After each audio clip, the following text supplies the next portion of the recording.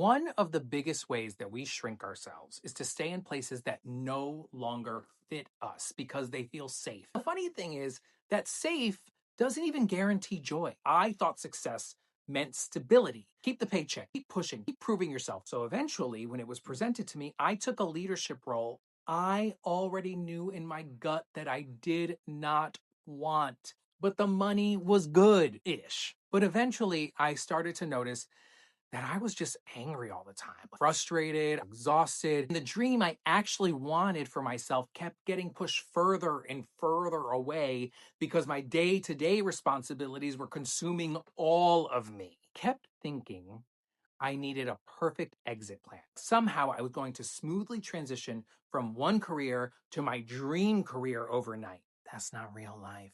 And then one night I was at a dinner with someone that was connected to the organization I was working with at the time. Trying to compliment me in front of my boss, the person said something along the lines of, "Oh, David could never leave. He's just too good at what he does." Everyone laughed and smiled. I smiled too, but on the inside, I panicked because all I heard was, "You're stuck here forever." I went home that night. I completely unraveled. I called my mom, freaking out. I started saying things like, "What if nobody ever sees me as anything more than what I am right now?" After I got off the phone, my husband looked at me calmly and said, "Quit."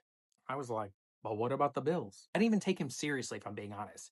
And he said, "That's not my concern right now. My concern is you, your happiness, your mental health." Eventually, I did it. Not perfectly, not even gracefully. I almost immediately booked a long-term contract gig that I treated like a full-time job because I didn't know how to be freelance. By the way, this contract gig was not in my dream career, but I eventually dove right in. There have absolutely been scary moments, moments where we were counting pennies, moments where I questioned myself, but not once has my husband ever made me feel like pursuing my dream was reckless. Not once. Someone who grew up feeling lonely as a queer kid who was wishing for the kind of friendships I saw on TV, like Saved by the Bell was my jam. There's something incredibly healing now to have people in my life who remind me who I am when I start doubting myself, especially him. This freelance life gets really unpredictable when I start shrinking back into that fear.